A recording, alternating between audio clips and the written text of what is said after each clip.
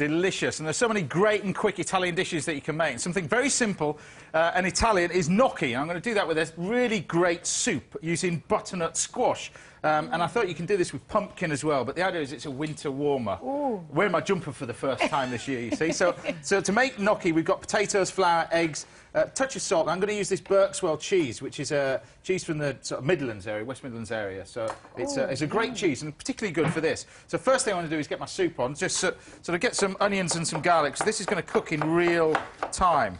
So I'm going to get this really quickly straight on. So 1 clove of garlic, just chopped, a little bit of onion, straight in. In we go with the butter.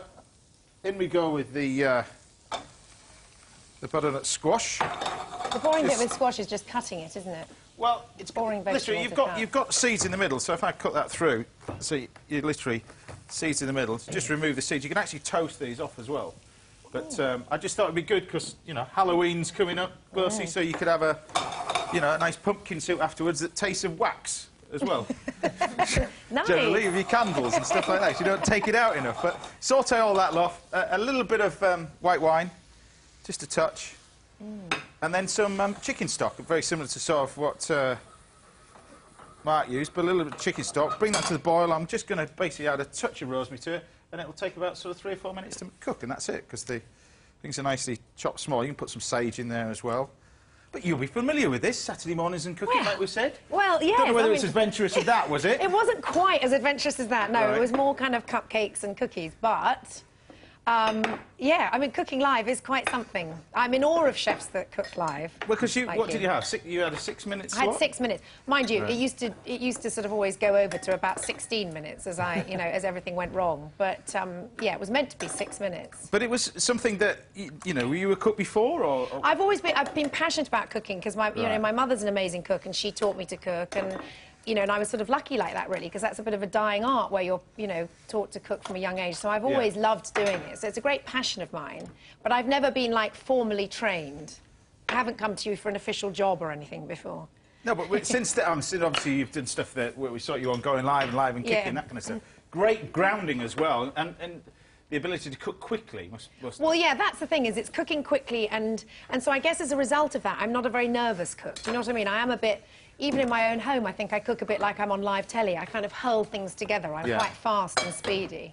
I always feel like I'm on a time limit. Because it's been a big part... you're going to talk about your cookbook as well, because it's not just a cookbook, it's a... Well, it's a sort of everything book, because as I say, I didn't want to do anything scary, and I'm not a kind of, Michelin star chef, so I didn't want, my style of cooking is very much kind of on-the-go mums. It's very, I do a lot of food where it's all just hurled into one bowl. I'm making it sound horrendous, but I mean, actually, do you know what I mean? That's sort of quite easy cooking. But the book has got a different element, because it's about how to put together parties, everything from styling tips to inexpensive things. So there's a bit of a kind of minted and skinted approach so that you can put things together. A bit of inspiration. I wanted it to be something people could dip into and you could make a recipe from it or get an idea from it. Would it be kind to say it's like a British Martha Stewart? Would that be... Well, that would be very kind. But that's the kind of thing, isn't it? That's the kind of thing. I mean, I read the book last night, because not only you've got stuff that more adventurous cooks can try, but you've got stuff that the kids can try, but also... I've got stuff that kids can try, and I've got a little bit of everything, a little bit of how you can make party bags, for instance, great invite ideas,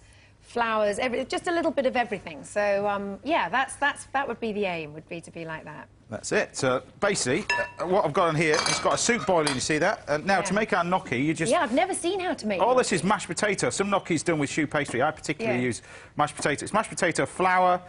We've got some of the cheese in there, that Berkswell cheese, and you combine it all together. Salt, pepper, 4 egg yolks in there, and just combine it together like this into a nice sort of paste. I love gnocchi. And then all we do is roll it out. But it freezes so well, doesn't it, gnocchi? Yeah, perfect. Again, it's one of those things that you could make.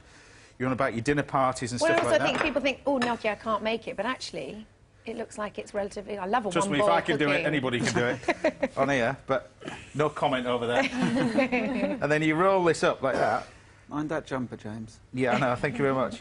I'm loving the jumper. It's fine, he's got white jeans on, so it won't... They just take the mick out of me on this show. I can see that, and I think the jumper, I think you should be proud in your jumper. It's lovely. Yeah, thank you very wearing much. a jumper hides a multitude of sins. Well, and also you're doing big gnocchi. It hides 16 stone gold, and that's what that does. 16? Anyway. Oh, and that's a gnocchi shape. Mark Sargent, I was your size when I was an embryo.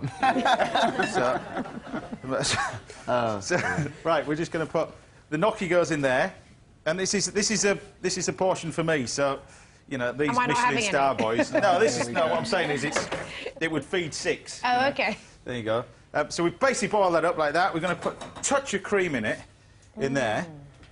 Now, I was going through your little CV last night, and you've done a bit of everything, but you wanted to be a dancer to start off with. Yes, wanted to be a dancer. You kind of fell into TV. I fell into TV. Well, I wanted to be a dancer, but if I was going to be a dancer, I wanted to be Darcy Bustle, and I realised I was going to always be destined to be the third swan from the back. Right. Even if that, actually, I wasn't good enough.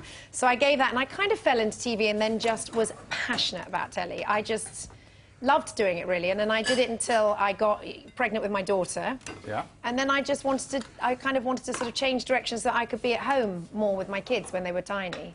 So I sort of retired from telly for a bit and did other things. Radio was another thing. Done some radio. That came across. Yeah, no, done some radio, worked with the lovely Alan Carr. I've done all sorts of things, really, and set up a kids' shop and did that for a bit. And a little entrepreneur. A little entrepreneur. I've got a website as well, and I do. You know, I just kind of... And now I'm sort of at that stage where I'm doing what I really love doing, which is all of this. It's a bit of cookery, it's a bit of lifestyle, it's a bit of everything. Yeah. And then I get to come on things like this and have yummy food made. Soup done, so we're just going to blend that. So is that passion and sort of the entrepreneurship passed on to your kids as well, or...? Yeah, my daughter actually is a fabulous cook. I've taught her, and she's a seriously good cook, and actually is now at that kind of stage where I'll make something and she'll come in and go, you know what, you might want to add a little bit more salt to that, and she's always right. Right. It's quite irritating, actually. Right, we've got in here that gnocchi. You see that's brought to the boil. As soon as it's risen from the pan, as it's come to the top of the pan, I'm just going to pop it into some butter. I actually like it when you colour it with butter. I know you use quite a bit of butter on this. Oh, no, I'm loving the butter. I do like... I don't do low-calorie food. Good, I'll put a bit more butter in here then for you as well. Just cover up my jumper, you see. Oh, I love it. Let's put some salt in it. You need to season it as well. Season it properly with plenty of salt. It's a common mistake with soups. People don't season it, particularly with salt enough. So you just get a bit of colour on the gnocchi like that. This is what we've got. I'll turn that off the heat. And we'll have a quick taste of this soup. It doesn't take very long at all. Yum. Again, it wants a little bit more salt. You'll be surprised how much salt? when you do make it, yeah. What it does take to make a little bit of soup. There you go. Now, I'm using a little bit of you know, Malden or Cornish salt, but, you know, you could use... I kind of stay clear of the table salt, really. I don't really use that. I don't know how you boys feel about it. I agree. Yeah, I only use that for sort of boiling vegetables, really, for blanching vegetables and stuff. But we just got our soup. Oh, yum. But I thought it's, you know, Halloween and all that kind of stuff. I was getting inspiration from your book, the party sort of thing. Yeah, because I've done a Halloween party theme in there as well. Did you come as an aubergine, James? Sorry? Did you come as an aubergine? No, I didn't. See, it's You're just... so mean. No, that's harsh. It was harsh, wasn't it? I think so. Don't you worry. I will get my own back once I finish this. James, I'm being very nice to you, Yeah, remember? don't worry, I've got your number. So we got a little bit of cream on there, some pumpkin oil. This stuff is fabulous. Whoa, that hasn't hit Norfolk yet. I didn't know you could get pumpkin. Oh, my gosh, look at the colour of it. It is magical. It's very lovely. strong, Ooh. brilliant. And then what we've got is some little bit of coriander cresses. You can get these now.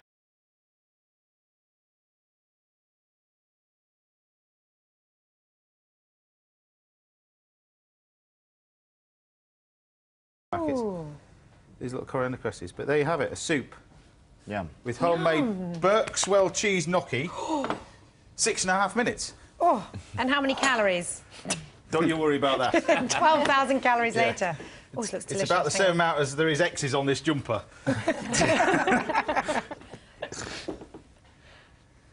Oh, that is... Nice, isn't it? I'm sorry, but that is... There you go. Right, that is off the chart delicious. There you go. Right, we'll be cooking for Emma at the end of the show because she'll be facing her food heaven. Blueberries. The blueberries are tossed in some sugar, vanilla, then used to fill a short crust pastry case, baked in the oven as pie is served with clotted cream and plenty of piping hot custard to go with it. Oh, she could be facing that dreaded food hell. Lamb. I'm going to stuff some lamb cutlets with mozzarella, basil, Parma ham, then toss them in breadcrumbs.